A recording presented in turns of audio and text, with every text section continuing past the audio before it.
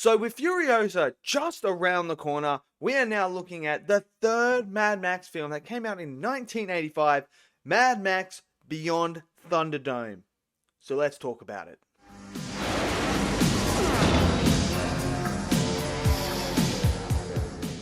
So the third installment in the Mad Max franchise was Beyond Thunderdome, the third one with Mel Gibson that came out in 1985, and this takes place roughly, you could say a few years or whatnot after the second one. So this is where we pick up the story with Max again, but this time he's in the desert and he's got camels and a car and he's trucking along. And then a person comes in a plane, and I know you're all thinking, I remember the first time I saw it as well, thinking, oh my god, that's the same guy from the second one. That's him. It is the same actor, but two different characters. So it can get confusing. I totally understand if people thought it was the same character from the previous movie, but it is not the same character. They are two completely different characters. And he steals the camel and that, and the car, and this causes a chain reaction where Max now ends up at Bartertown, and this is where majority of the film takes place, is in Bartertown. And look, Beyond Thunderdome, it's an interesting one for me because there are things I really like about this film, and then there's things that I just don't think worked at all. Now, the first Mad Max I thought was great because it's this story that's enclosed, a smaller scale one that just revolves around Max and his family. Road Warrior, I absolutely love Road Warrior. It expands the lore, expands what is going on, and gives you these insane action sequences. Great characters, good villains, loved it. Beyond the Thunderdome is one of those ones where it delivers on the action front. Now, the last section of the film is bonkers. You've got them chasing them as they've got like a car train. And that whole sequence is great. You know, you got the explosions, you got the villains coming. It's pure Mad Max. That's what it is. It's pure Mad Max, and I loved it. It looked gorgeous. The deaths were great. And then you have the stuff in the Thunderdome itself when Max is fighting the giant guy. That stuff was great because that was a unique style, because sometimes you would think as they go into the Thunderdome, which is like almost like a cage, a gladiator cage where you go in, two men go in, one man comes out. Now you could just have them there fighting on the ground and that. No, they use like suspender things where they jump and they go up. So it's almost like a bungee cord in a way, like a bungee harness. So that to me was so unique and something different. And it showcased you just how mad these people were about what was going on in the world. So that sequence I really enjoyed. All that fight was great.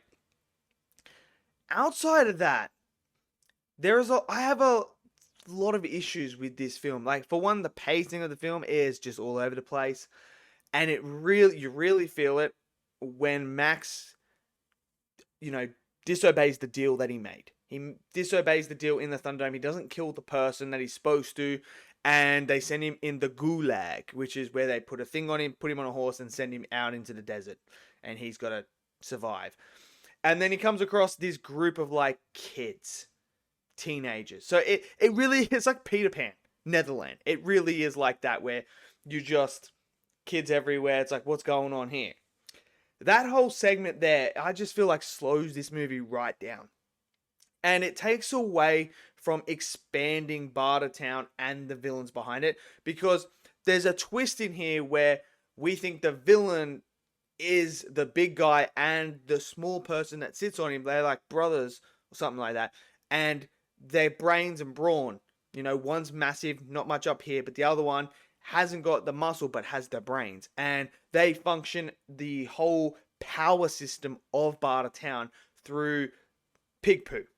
That's what they do. They get the methane from that, and that's how they create all the electricity and everything. That's how they own the town. And obviously, we get introduced to the female who is played by Tina Turner, and she's the villain. And that's the twist. The twist is she's the actual villain. She wants to get rid of them so that she controls the city, not them. And by killing the brawn, the brains doesn't have anything to back him up, so she can then manipulate and use him, torture him to her will, bend him to her will, and take over Bartertown. That is her ultimate goal. But nothing is ever flushed out with her. She just kind of there. And by them going across to the kids and having like this group of kids and them, Max dealing with all that stuff, it really takes away from expanding her backstory, expanding who she is, why she's motivated and that. And then you add in the ending where she just kind of leaves Max and goes away. And it's kind of like, okay. I don't understand her complete motivations. Like, so what, they took the guy out? Like, I know that he knew the system and stuff like that, but like, it's like, why did you could just rebuild it or something like that yourself? Or, there's people that work down there. They must know how things work down there. But it is what it is. And that whole segment with the kids just slows it down for me. It really does. I'm sitting there, I'm like, oh, why? Why are we doing it? That was just, really annoying. And another thing that I didn't like is there's this one guy, he's bald and he's got this thing that sticks out that comes up like that. Man just never dies. Man never dies. He survives an exploding car, which is meant to explode. He survives falling off a bridge. He just survives constantly until the very end where he finally dies. He just kept coming back, and I was like, I mean, I can get it. I can suspend belief because it's Mad Max and it's like this utopia. Well, it's not a utopia, a dystopia future where everything is going to crap. But a little bit of realism. Like, I don't think it would survive that car crash and explosion. But I mean, this movie goes really ridiculously bonkers, and it takes the scale. It takes what Road Warrior and the first Mad Max did and dials the notch up, like miles up. And it's just a crazy thing. And the characters, there's not really much characters in this movie for you to gravitate to. And that, obviously, we know Max from the first two, so we're already attached to that character. There's not too much growth with Max. His whole motivation of doing this is, I want my stuff back. You didn't give my stuff back. You tried to kill me. I'm coming back to kill you all. That's what it is. Look, I love Bartertown itself. I thought visually it looked great.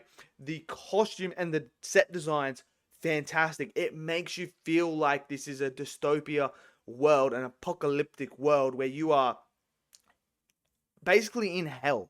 You're in the desert. There's just, people dressed in insane clothing that you're like, yeah, okay, I can see people dressed like that at this time. But it's the end of the world. The towns and everything. That all looked great. The Thunderdome itself looked great.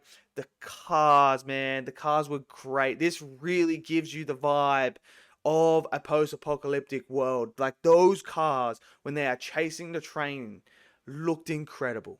They just do. They just look like they fit. So everything from a aesthetic look works. Everything from the action works. I love all that stuff. But it's the story itself, the underdeveloped villain, the undeveloped characters that just make you lose interest throughout the film. And with the pacing as well, it's like slow build up, bam, bonkers action, really, really slow down, and then boom, bonkers action for the last half an hour. So it's a movie to me that just, when you go from Road Warrior, which was just incredible, so good, to this movie, it just feels like it's a downgrade. And it's unfortunate. To me, it is the weakest Mad Max film. I really do believe that. I much prefer the first Mad Max. I much prefer the second Mad Max. This one, to me, just doesn't deliver what Road Warrior did with the previous Mad Max. Like, you have Mad Max, Road Warrior just took what Mad Max did really well and then exceeded upon that, exceeded your expectations. Here, it never took what Road Warrior did and then exceeded it. It went backwards, which is a shame. But like, look, Mel Gibson's great as Max. I love him as Max. I think he's fantastic. Tina Turner she's fine. She's fine in here playing this character. She's wacky, she's over the top, but that's what Mad Max is. Mad Max is over the top villains and characters. They're psychopaths, man. They're supposed to be like that. But overall, Beyond the Thunderdome for me just it just doesn't deliver what I wanted it to do or what I expected it to do. It was a bigger disappointment from going from Road Warrior to that. Like I've said, great action, but just pacing and characters just wasn't there. But maybe you guys loved it. Maybe it's your favorite Mad Max film. Let me know in the comments below, what did you guys all think of Mad Max Beyond the Thunderdome? Beyond Thunderdome, sorry. I always put a "the" in between there. Beyond Thunderdome. Let me know in the comment section below. Smash that like button, click subscribe, and I'll see you guys next video. Until then, stay safe and peace out.